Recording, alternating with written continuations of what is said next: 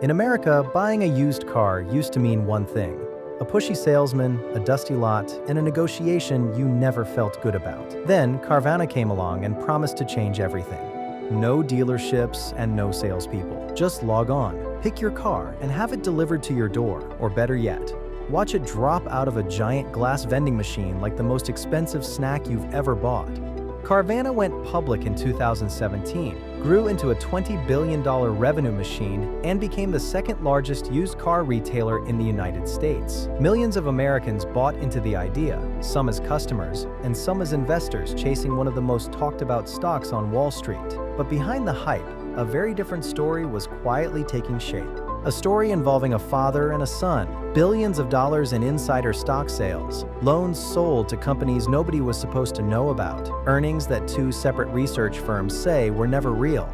And at the center of it all, a family with a history that, if you knew about it from the start, might have made you think twice before ever clicking buy. This is the story of Carvana, how it rose, how it nearly collapsed, how it claimed to come back, and why some of the sharpest minds on Wall Street believed the comeback was never what it appeared to be.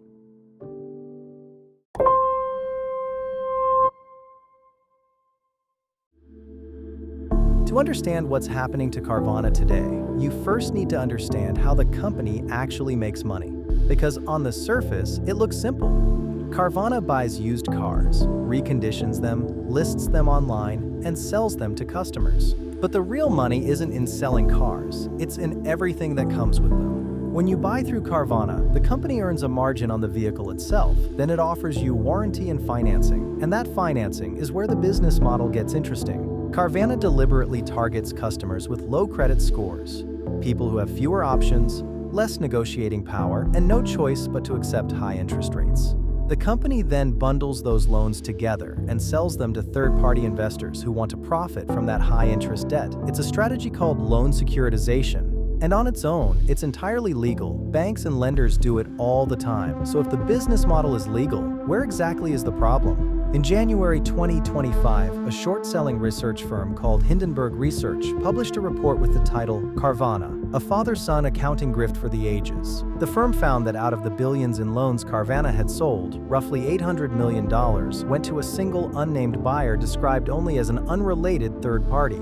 Hindenburg identified that buyer as Cerberus Capital Management, whose chairman, Dan Quayle, happened to also sit on Carvana's own board of directors. That's a company quietly moving money between people who know each other and calling it something it isn't. But the loans were only the beginning. Hindenburg also found that over 3 fiscal years, Carvana had generated $105 million in revenue from selling cars wholesale to DriveTime, a used car company owned by none other than Ernest Garcia II, the father of Carvana's own CEO. A former Carvana director told Hindenburg that DriveTime was used as a lever, that when Carvana was facing inventory losses, DriveTime would step in and buy that inventory at inflated prices, artificially boosting Carvana's numbers. Another former Carvana executive described the warranty reimbursements flowing from DriveTime back to Carvana as pretty generous, a quiet way of padding revenue figures that public investors would never think to question. In other words, the two companies publicly presented as separate, independent entities were quietly propping each other up. And every time that happened, Carvana's earnings looked better than they actually were.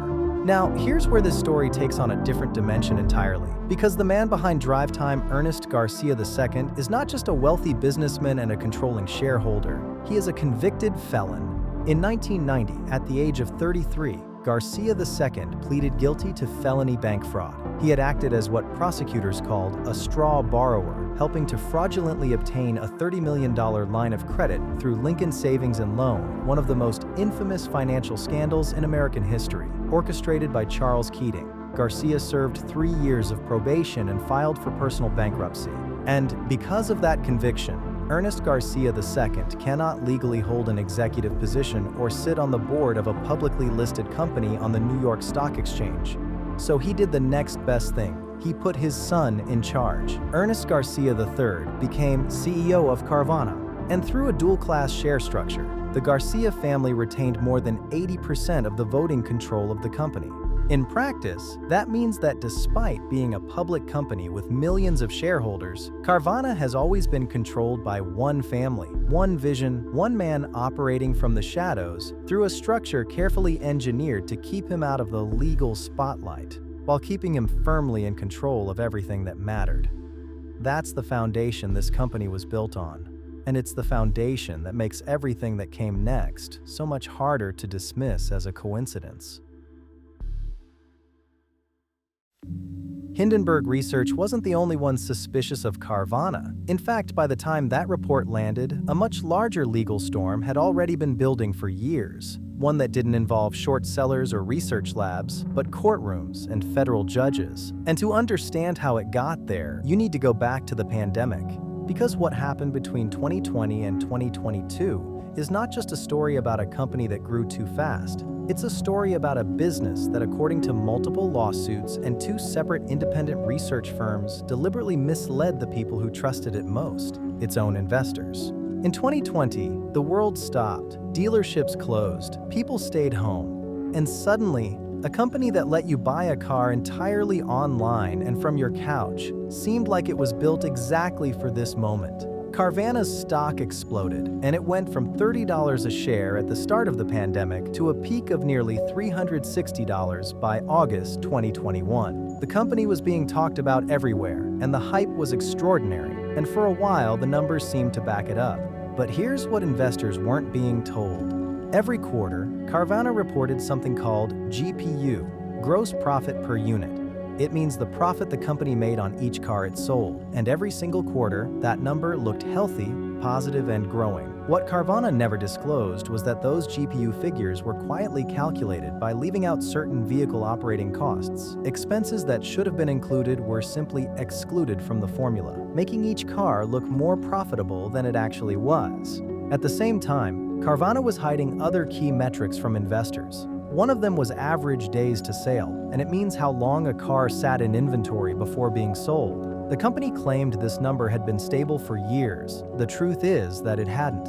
And to keep sales numbers climbing, Carvana was selling cars to customers in states where it wasn't fully licensed to do so. Customers in some of those states went years without receiving a legal title to a vehicle they had already paid for and were driving every day. Multiple states opened investigations, but to Carvana's investors, none of that was clearly visible. Meanwhile, the Garcia family was watching the stock climb and selling. Between late 2020 and August 2021, Ernest Garcia II sold approximately $3.6 billion worth of his personal Carvana stock gradually. His last sale came in August 2021 at around $357 per share, almost exactly at the top of the market. 16 months later, the stock was trading at $3.55 with a 99% collapse.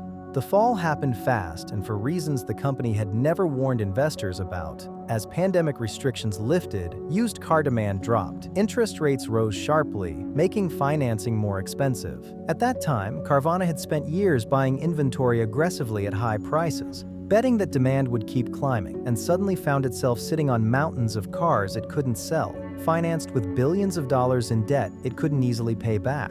In 2022, the lawsuits started arriving. Multiple law firms filed class action suits on behalf of investors, all making the same accusation that Carvana had operated a deliberate pump-and-dump scheme, and that the company had systematically misrepresented its profitability, hidden its risks, inflated its metrics, and allowed its controlling family to cash out billions at the top, while ordinary investors were left holding shares that had lost nearly everything. But just when it seemed like the story was over and the company is nearly bankrupt, Carvana came back. In July 2023, with the stock still crushed and the company in the middle of a painful debt restructuring, Garcia III personally bought $126 million worth of Carvana shares. It was a dramatic move, a CEO betting on his own company at its lowest point. Investors took notice, and shortly after, Carvana announced what it called the best quarter in company history.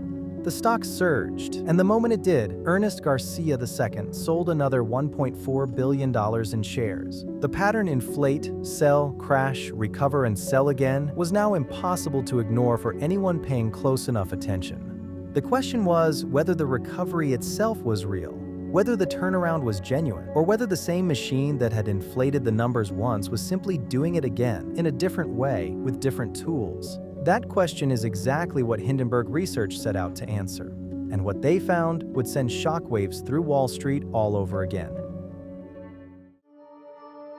So here's where Carvana stands today. A company that nearly went bankrupt, somehow reporting record profits. A stock that lost 99% of its value, somehow trading at all-time highs again. A family that sold billions at the peak and quietly doing it again at the recovery. At the same time, an active SEC investigation, multiple lawsuits still moving through federal courts, and 2 independent research firms calling the entire turnaround a fiction. Maybe Carvana genuinely fixed itself. Maybe the numbers are real this time. Maybe the recovery is everything the company claims it is. Or maybe the same machine that inflated the stock once is running again, louder, faster, and with a lot more people's money on the line. We'll let you decide. Is Carvana the greatest comeback story in Wall Street history, or the most expensive trap retail investors have ever walked into? Drop your opinion in the comments, because this story isn't over yet. And if you enjoyed this video, don't forget to subscribe, because the biggest business stories are often the ones that are still being written.